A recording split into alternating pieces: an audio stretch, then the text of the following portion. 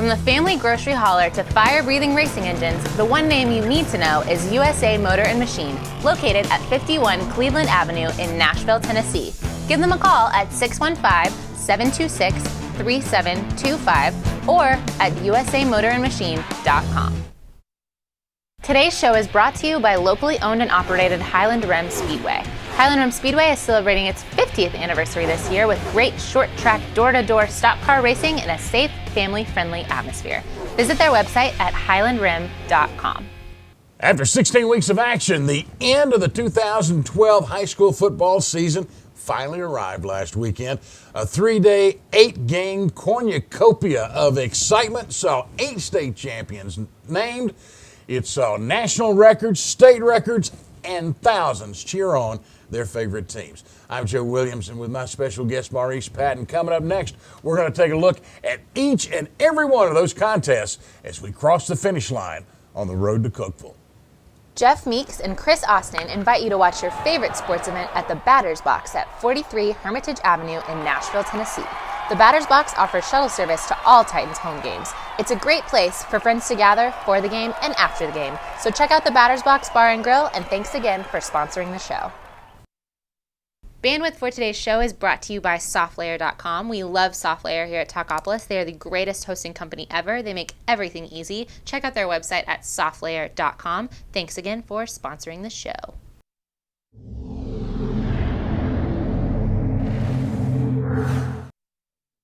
Welcome everybody to the road to Cookeville, our final edition for 2012. I'm Joe Williams, along with my special guest, Maurice Patton. And Maurice, we talked about in the open, 3 days, 8 ball games. It was just a fantastic weekend, and we saw some really great football games. Yeah, I think if you're a high school football fan, this was really the place you wanted to be last weekend. Like you said, 3 days, 8 games, and you know, the Ensworth game was a really good ball game. The Gordonsville-Huntington game on Friday was a really good ball game. Obviously, the Miravalle Whitehaven games late Saturday night, really fantastic ball game, and some great performances even in the games that may not have been as competitive as those 3. We're going to take a look at all those games. We're also going to take a look at the picks that Mr. Patton and I put together last week, because I'm sure somebody did really well is probably going to be better than somebody else at picking. But we'll have to see the totals at the end. First game of the weekend, Thursday afternoon, the Division II Single A contest. Knoxville Webb took on Evangelical Christian School out of Memphis. Maurice, this was not too much of a ball game. I don't think really anybody really expected it to be either. As you see the records up there, Knoxville Webb comes in 10-1. Their only loss was in their season opener to Alcoa. ECS kind of struggled through the season. They were 6-6 going in there. As we've talked in previous episodes, they beat the right folks at the right time, had a couple of really nice ball players, the quarterback Brent Rooker, the linebacker Walker Jones, but kind of felt like ECS was going to be a little outmanned going into this ball game, and that's kind of the way it played out. Well, let's see how this thing finished up. As a matter of fact, now we had our picks last week. You took Webb 35-21. I took Webb 31-21. How did it wind up? Knoxville Webb, big win, 47-14 over ECS. And if Evangelical Christian School finishes, Maurice, with a 6-7 record, one of those losses a forfeit. And I'm going to get on my soapbox again. I got to tell you, even though I don't know the specific reasons behind the forfeit, no team with a forfeit on their record should be playing in a state championship contest. Theoretically, and again, I'm not real sure exactly what the situation was behind the forfeit, but it's hard to be that cut and dried, I think, sometimes, especially when you're dealing with high school kids, high school programs, high school situations. But I think it's unfortunate that a team can get to the state finals and have the possibility of finishing the season with a losing record, as ECS did. Well, what would be even crazier is a 7-6 team winning the state title. Unless, of course, they had to fight their way all the way through. As you said, these guys won the right games at the right times, even got a bye in the first round. But as much as I digress upon them, so to speak, you got to give them credit. They beat a 10-1 St. George's team to get to this contest. So, and I think part of what you're seeing here kind of speaks to a general thought process among a lot of high school football fans. We got too many state championships. No. Yeah. And when we go to this next game that we're getting ready to talk about, there were 15 teams at the beginning of the season eligible to play for this state championship right here. That would be the Division II AA contest, pitting Memphis University School at 10-2 against that undefeated Ensworth squad. So many things you could talk about with the Ensworth folks, but I think it all starts and ends in two places. One is Corn Elder, two is the offensive line. Exactly, and they worked together pretty well. They did that night. Elder 217 yards, 3 touchdowns, and I think everybody that has played Ensworth the last 2 years has known that was the key to staying with Ensworth and having a chance to beat Ensworth was to slow or stop Corn Elder, which means you got to deal with that offensive line that's really done a great job for them. Now, with the exception of maybe one ball game out of 8, we'll start with Corn Elder with 200-plus yards. This was really a state championship run of rushing offense. The run is back in the state of Tennessee. Exactly. You know, you can spread it out or you can run and shoot it. You can go 4 wide, but at some point you need to be able to run the football, and you saw a lot of that this past weekend. Even teams in losing efforts showed that running the football was what they did to get to this point. And like you said, Ensworth, and we're going to see it as we continue to go over these games as well. Let's take a look at how this thing finished up with our picks of the week. Maurice took Ensworth 37-28. I took Ensworth 44-13. And how did it wind up? 31-14. You know, we came awfully close. You know, we almost called that. We almost did. I mean, it's tough because you just don't know from one game to the next from a point standpoint.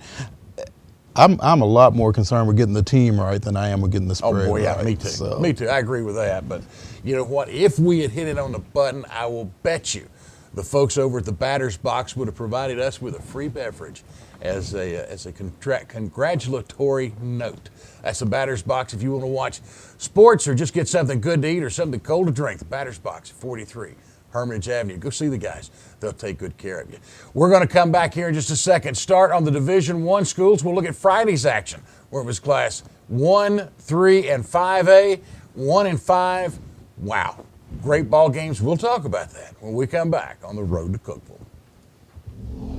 Microcasting for your city. Talkapolis. From the family grocery hauler to fire-breathing racing engines, the one name you need to know is USA Motor and Machine, located at 51 Cleveland Avenue in Nashville, Tennessee. Give them a call at 615-726-3725 or at usamotorandmachine.com. And welcome back, everybody, to the road to Cookeville. Joe Williams along with my special guest, Maurice Padden. And you got to spend some time up in Cookeville watching a few games last week. I did. Went up Thursday, caught the Ensworth game, stuck around on Friday and caught most of the games on Friday. And like I said, if you like high school football, it was paradise for 3 days. I was going to say Friday was really a lot of fun because you're looking at the first Division I contest Friday at 11 o'clock in the morning. I mean, who plays football? I mean, how many high school kids play football in Tennessee at 11 o'clock? The Class A championship game did. Huntington, 12-2. Having to face Gordonsville, 12-1, here from the mid-state area. And this may have been one of the best high school football games I've seen in a long time, if not ever. It was impressive. Huntington with that archaic, antiquated, however you want to call it, that single wing offense, the Notre Dame box, however you want to refer to it. Gordonsville really had a tough time defending that early. I mean, when you've got a guy the Warburton kid who gets in behind not just that offensive line, but all those backfield blockers in front of him. It really made it hard for Gordonsville to get to him defensively for a while. They eventually made some defensive adjustments and kind of addressed some things, but Gordonsville, their only loss of the season was in the season opener against Smith County. Blood rival Smith County. Hadn't lost since. Really was up against it there early on, and like I said, made some adjustments, caught a couple of breaks late, and got things going in their direction. Huntington took an early lead, took the opening kickoff, and behind this crazy single wing, ate up 7, 8, 9 minutes on the clock to get their first score. I really thought this was going to be an 8-7 kind of slugfest, and then Maurice, for the next 3.5 quarters, nobody did a whole lot. But boy, that last 3 minutes and 45 seconds was killer. It looked like arena ball without the passing late. I mean, it was just boom, boom, boom, boom. They just kind of went back and forth. Gordonsville missed out on a big momentum shift when they blocked the field goal right there before half and returned it for a touchdown. Got it called back for a highly questionable illegal block. Wiped off a touchdown, but fought through it. Managed to get up 21-13 late. I guess you probably need to do this, don't you? Ah, you're doing well. Managed to get up 21-13 late. Huntington scores, goes for 2, doesn't get it. Final score 21-20 Gordonsville. First state championship for those guys since 1984. Kind of interesting how many games were affected by 2-point conversions this year. Made or missed? Made or missed. Or both in some cases. Yeah, and as good as the kicking games were for a lot of teams in this area this year, to see so many teams going for 2 kind of indicates a little bit of a lack of confidence in the kicking game sometimes. I wondered, watching the TSSAA network coverage of this, I wondered a couple of times when I saw the flags on the ends of the goal post. They were dancing in different directions a lot of the time. I wonder, you're on top of the plateau, swirling winds, different directions, different from what most of these kids are facing. Yeah, I wonder how much of an impact that played. Even in that Thursday game between Ainsworth and MUS, their kicker hits one off the crossbar, 48-yard attempt, and they say he was good from 50 and out, and he comes up just that short on one. So it was a little bit different environment for those kickers, I think, this weekend. But and maybe that did play into the plethora of 2-point conversion attempts this weekend. Well, you played it in Murfreesboro, you wouldn't have that issue. Okay, let's look at what we had picked last week. Folks at Cookeville are going to shoot me. I'm just kidding. I'm kidding. We kid because we care. That's right. The picks on this game last week, Maurice took Gordonsville 27-21. I took them 26-19. Final score 21-20. Another one where we were pretty well there. What I'm interested to see is you expected Huntington to score 21. I said 19. They scored 20. They must have got the memo to be in the middle. There you go. That's what happened. We passed it along. I'm sure they saw it last week. The Class 3A contest. The 3A contest got started after that one, and that was a classic contest, if you will, between Christian Academy of Knoxville and Milan. Now, they played last year, and Milan got beat 49-14. Now, this is a bunch, CAK had 2 Mr. Footballs, had a kid break the national record for pass receptions. Had another kid break the state record for career passing yardage. Yep. So, so they were going to throw the ball. I was going to say, the rush was not in Knoxville this year. This is the one game where the pass really did control it. But Milan has been a run-dominated team. Their big back, Arkell Coleman, had run, I think he had 47 carries in the semifinal win against CPA. So you knew that they were going to come in and try to run the ball and try to eat up clock, try to keep the ball away from CAK. That was going to be their best chance. And they ran the ball fairly effectively, but CAK, when they had the ball, they were really a quick strike offense. I know they had at least one 74-yard touchdown pass. So they've been a team that could sling it around and take advantage of some things on the back end of your defense, and that was no different this time around. They did indeed. Now, we picked it out last week at 34-22, Mr. Patton there. I had them at 22-15. Neither one of us was really that close. 48-14, CAK really had their way in this contest. I just think it's tough to get ready for a team that does what CAK does in a week's time if you've not really seen that with any kind of regularity. And even if you have seen what they do, still to simulate it the way they do it with a Charlie High at quarterback, with a Davis Howell at one receiver, with the Josh Smith kid. They've just got so many weapons out on the perimeter, and it looks like High just rarely, if ever, makes a bad read. I don't know what his completion percentage was, but it was like 75, and that's pretty much what he was at all season. Milan's coach, Jeff Morris, when I talked to him on Monday getting ready for the game, he said that their passing attack resembles a lot of what you see on Sundays, which is coach speak for the NFL. The way they run things, the way they throw into openings, they anticipate where their guy is going to be. They're not looking, they're not waiting for him to get there. They're assuming he's going to be there when the ball gets there, and a lot of times they were. Yeah, exactly. You figure, and 75% completion rate, that's not somebody who's throwing 4 passes a game. I mean, they are lighting that thing up. And that's not throw it 3 yards to the sideline and then run it for 60. I mean, they're throwing it up the field as well. I mean, that the kid's pretty special. He's vertically challenged, let's say. Oh. And so that's kind of having a little bit of an impact on his recruitment at this point, I think. But somebody's going to get a steal at quarterback in Charlie High, 2-time Mr. Football winner. Well, so is Fran Tarkington, but we won't talk about that at the moment.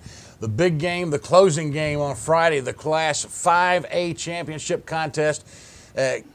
This was just destined to be a good one. Beach, undefeated 14-0, taking on Columbia at 12-2. The Lions trying to regain some of that respect after finishing runner-up and winning a state title. And, of course, Beach comes in with Jalen Hurd.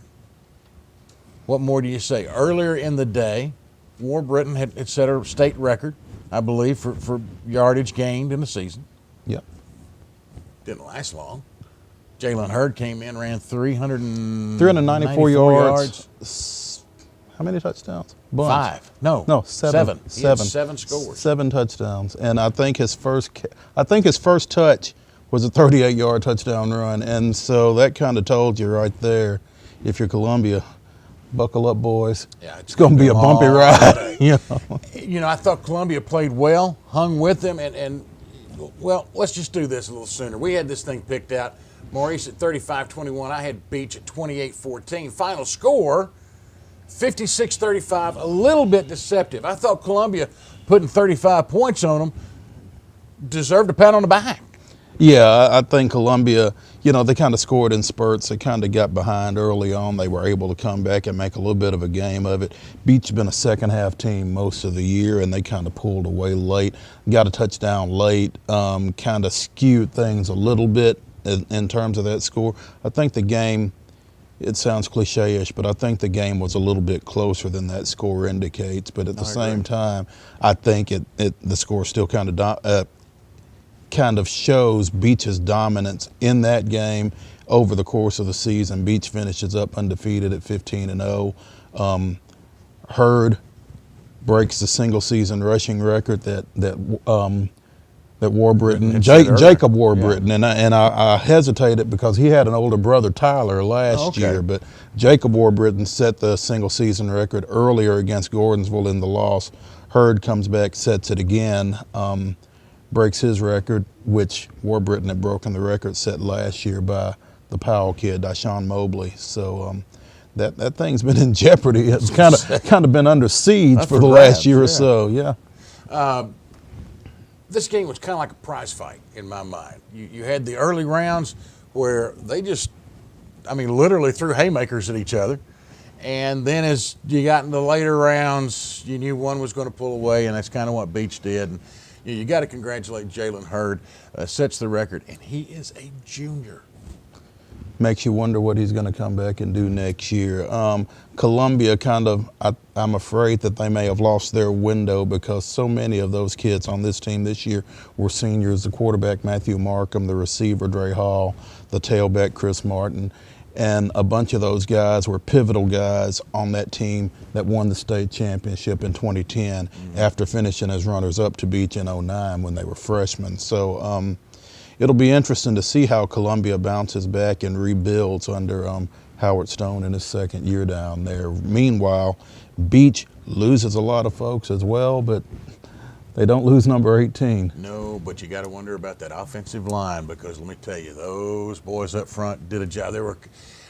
Hurd's the kind of back, if he ever gets to that second level, he's gone, and there were some holes in there that you and I probably could have gotten through. You maybe. Yeah, you're quicker than I am.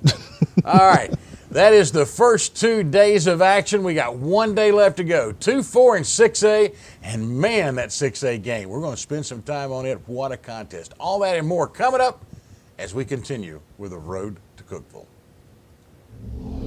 Microcasting for your city, Talkapolis. Today's show is brought to you by locally owned and operated Highland Rim Speedway. Highland Rim Speedway is celebrating its 50th anniversary this year with great short track door-to-door stock car racing in a safe, family-friendly atmosphere. Visit their website at highlandrim.com. And welcome back, everybody. Final segment of The Road to Cookeville. My special guest, Maurice Patton. I'm Joe Williams as we start to look at the final 3 contests of the 2012 football season. The Blue Cross Bowls in Cookeville last weekend. And let's start with the AA game, 11 o'clock on Saturday morning. Friendship Christian from right here in Middle Tennessee against Adamsville. And you just had the feeling Friendship Christian wanted this bad. They're moving to Division II next year. They wanted to take one more title back with them. Yeah, and coming off of a state championship last year as well. Kind of had to retool a little bit from last year, as we've talked about over the course of this show. They were a run-oriented, run-dominated program in 2011, kind of a quarterback by committee type situation. Have a quarterback transfer in, A.J. Long. Was not a dominant figure in this ball game Saturday, but he was really effective in what he did, both in the passing game and just in running the offense as a whole. Adamsville comes in. Their school has only sent 2 teams to a state championship contest. That was back in 1995 when basketball and baseball both went. So this was only their 3rd trip. You kind of wondered that, I hate to say lack of experience, but that's what it was, how that would test them, even though they came in with only 1 loss. And, Friendship Christian just kind of the juggernaut in this class, if you will. Yeah, sometimes you have to have been in that position to have to have been on that big stage to really give yourself a chance to win at that level. And I think that might have been the case with Adamsville. It just happens that way sometimes. They'll say you got to lose one to win one. Right. All right, well, let's see how this thing turned out. We took Friendship Christian, both Maurice and I did. Maurice said 31-20. I took them 35-14, and would you believe it wasn't that close. We both get the win. Friendship over Adamsville, 44-7. The ball just bounced the wrong way for the Cardinals. Exactly, and Friendship really kind of got back to its roots with the running game. Stephen Hollis, a big game for them with 169 rushing yards. Can't remember the other kid that had like 3 touchdowns on the ground for him. Again, A.J. Long, I think he was 6 of 14. He didn't even throw for 100 yards, but just running things offensively for them and maintaining possession, keeping Adamsville off the field and not just never really giving them a chance. That, they'd had a problem trying to get back to Adamsville, though, say with their vehicle. They could have stopped by and seen our friends at USA Motor Machine over on Cleveland Avenue. Guarantee any motor issues, they could have taken care of. That's USA Motor and Machine on Cleveland Avenue. Let's go to the 4A contest. Knoxville Fulton, been here before against Covington. The Chargers 14-0 going into this game. And you just kind of wondered if Fulton, with their coach who used to be a Fulton player, did they really have what they needed to get them over the hump and put another title in the Knoxville Bank? I just think it's really special to see these guys who have played in these programs come back and coach these programs. Same situation with Ron Marshall over at Gordonsville, leading those guys to a championship on Friday. I just think it's really special. I think the kids probably gravitate to those guys because this guy has walked those halls and he knows what it's all about. And there's a special pride to him in that program. And it's just an intangible that you can't really replicate unless you have been there. And I think I saw Fulton at Giles County the week before.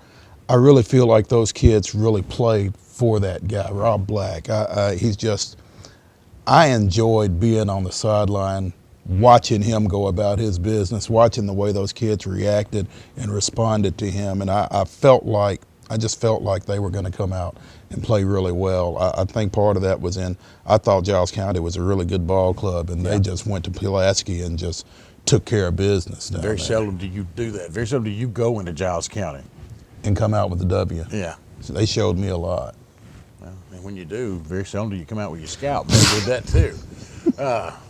They were able to make it home to Knoxville in Well, good they shape. are from Knoxville now. Well, they can handle themselves. That's a good point. All right, let's see how the one place that the two of us disagreed on picks last week, I was kind of looking for an upset here. Maurice picks Fulton 37-24. I took Covington, coming with a bit of an upset, 24-21. The final on this one. Oops. Yeah, 39-14, Fulton. Yeah, you were looking good there for a while though, because Covington broke on top 14-0. Yeah, and I wasn't there on Saturday. I was otherwise detained, but I was following it on Twitter and that kind of thing, and I'm seeing those 14-0s, and I'm like, not good. But Sometimes Fulton, you don't want to lead early. well, sometimes but Fulton did kind of what they had done against Giles County. Their defense got them a couple of picks. Their linebacker, I think, returned one for a touchdown, kind of got things rolling for them, and 39 unanswered. I wouldn't have expected it to get out of hand in a state championship game quite the way it did like that. I mean, you score 39 unanswered points. That's something's going on. That's pretty solid. That's very solid. Real quick, I want to say hello to our friends at Highland Rim Speedway. Thank them for being a part of the road to Cookeville. You can take the road to Highland Rim come spring and watch great racing on Saturday nights in a super family atmosphere. It's just off of I-65 at the Bethel Road exit. See their website at highlandrim.com for more details. It's scheduled to be released very soon. The last contest of the night, of the year, of the weekend. Much look forward to. Miravalle at 14-0 against Whitehaven out of Memphis at 14-0. Rematch of last year that Miravalle won 23-7. Miravalle coach George Quarles, almost a deity in the East State. 42-43 game winning streak. Memphis, Whitehaven comes in with several more weapons than I thought they had, but the big one, Mark Dodson, who was trying to set for the third time in 24 hours the state rushing record for a single season. You know, two things. You talked about Quarles being a deity. He could lose 180 straight ball games and still have a winning record. Wow, I had not looked at it that way. Wow. Yeah. He wins, and that's about all he does for the most part. I was going to say we said last week this was their 15th, 16th trip to a state championship game. They were, it's 14th straight, and they were 12-2, something like that. Yeah, I mean they know how to get there, and they know what to do when they get there. Mark Dodson comes off the field after Whitehaven's 41-35 win over Mountain Juliet in the state semifinals, and the first thing he asks somebody is, did Miravalle win? Yeah.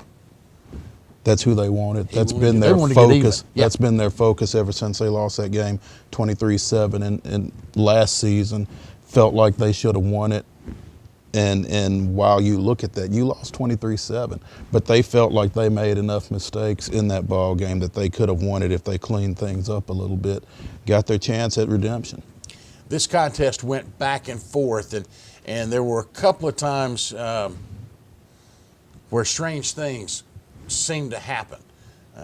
And I'm just going to go ahead and call it. I thought the officiating crew looked a little confused 2 or 3 times. They did do what I've always thought was a good thing. There were a lot of conferences amongst themselves to try to figure things out. But in the end, it was a contest that maybe should have been over and not gone to overtime, which it did. The folks from Miravalle score, bring out a trick play for a 2-point conversion that was perfectly executed. But they're called for having an ineligible receiver downfield, and when they finally got the replay, Maurice, it was a lineman engaged in a block. But you've got a three-yard area there that you can work. The ball was at the 2, and you got to kind of, that's one of those that's going to be around forever. That's going to be the great controversy. The thing is, though, you're going to have a lot of Whitehaven fans that are going to say, officials got us all night.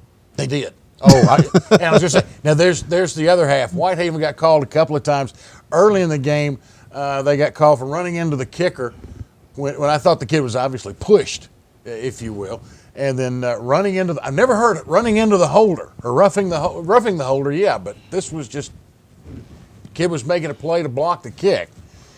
It was a strange night there. It was a little oddly officiated to a degree, but, like you said, Miravalle pulls out this perfect 2-point conversion play, something apparently they had not shown all year, worked to perfection. They felt like they had won the ball game right there, and so they have to gear up and go to overtime. So what happens is they wind up kicking the extra point, and they go to overtime, and George Quarles, nobody was stopping each other very much in the last 15 minutes of this ball game, including the overtime.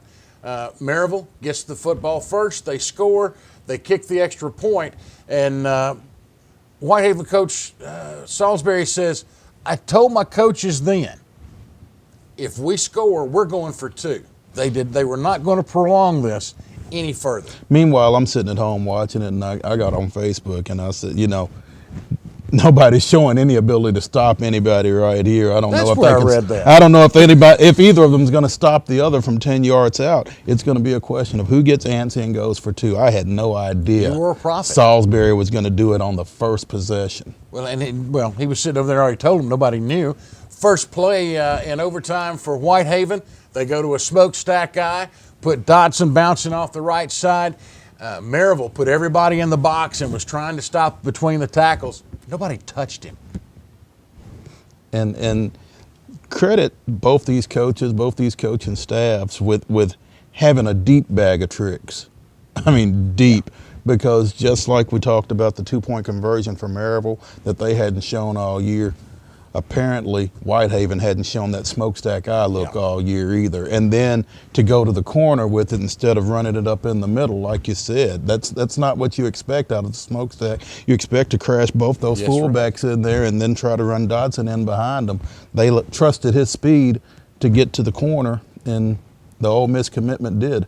What was funny, the one thing I think Miravalle missed, they had lined Dodson up as the middle back in that eye. Again, that's not what you're looking for either. But if you hadn't seen that, that's when you got to start thinking, they're going somewhere. They're not coming. Exactly what you talked about. You put the first 2 in there to blow the hole open. If he's in the middle, something's up. Yeah. Be a good time for a timeout. If you catch that. I thought credit went, though, to both teams. I thought George Quarles and his squad were extremely sportsmanlike in their actions after the game. And I thought the same went for Whitehaven, and what could have been a situation that easily could have gotten out of control, and could have gotten out of control early because, how would you put it, oddly, Oddly officiated. officiated, yeah. But Questionably officiated. Yeah, but here's what finally happens. We both took Miravalle, and there it is, 36-35 in overtime. Whitehaven picks up their first title in 30-some-odd years now. How are the final standings on how we pick these ball games? Yeah, Maurice comes up 7-1, but I was 6-2 in a little bitty script. Who builds this stuff? Who puts this stuff together? Congratulations, my friend. Well, thanks. You know, sometimes you get lucky. and we were talking before we came on, and I've been voting Whitehaven #1 in my Associated Press poll all year. I don't usually talk about my AP vote because it's my vote. Exactly. But it's so tough in that situation to pick against Miravalle, and if somebody beats them, then you just got to take that one on the chin, I think. But they, as we've talked about, you know, they've been there, they've gotten there, they've shown that they know what it takes. Once they get there, more often than not, really tough to pick against them. Having beaten Whitehaven last year, you knew that Whitehaven was coming in here with a boatload of prospects and a lot of talent, but whether they could get it done in that environment, it's tough to pick them. They pulled it off. They did. The best part about this, 3 grand divisions in our state, East, West, Middle, everybody got a state championship this year. Of course, when you're playing 8 games, it ought to come out. Everybody gets something. Just about. But I'm telling you, this was a great clinic bowl, Blue Cross. It's twice I've done that. You talk about being an old man now. You there better it is, watch right there yourself. behind me. They're going to come after you. Yeah, they should. Blue Cross Bowl. See, if I was doing TV for them, I'd probably remember it right. But instead, we keep making the same old mistakes. But it was a great weekend in Cookeville, and the Blue Cross folks did a wonderful job, not only in producing and sponsoring and working through it, but they also spent a great deal of time marketing $1,000 awards to the individual schools, just simply based on a text battle. They've really been a great supporter of high school athletics in the state, and they've done a great job with that. Yes, they have. I hope that will give me a little grace when the Blue Cross people see this. When they see this and try to figure out just how stupid I am. My friend, we have come to the end of the road. It's a dead end at this point. We're in Cookeville and we're gone. We're finished. It's been a great 5 weeks. Hey, I've enjoyed it. It's been a lot of fun. Anytime you get to talk high school sports, high school football with someone that knows it like you do, it's always fun. You're the expert in this bunch. I just kind of sit around and drag him into the conversation. We want to thank you, too, for being a part of this, all you folks who've joined us. Thank you, thank you, thank you. Who knows? Next year, come time for high school football season, you may see some folks back here at the same point. The other thing is that between now and then, we're going to go do what all the rest of you are going to do, and that's talk about what's going to happen eventually. And who we think is going to do well, we'll be back hopefully next season to keep you updated as we find out who returns next year. Because you know where they're going next year?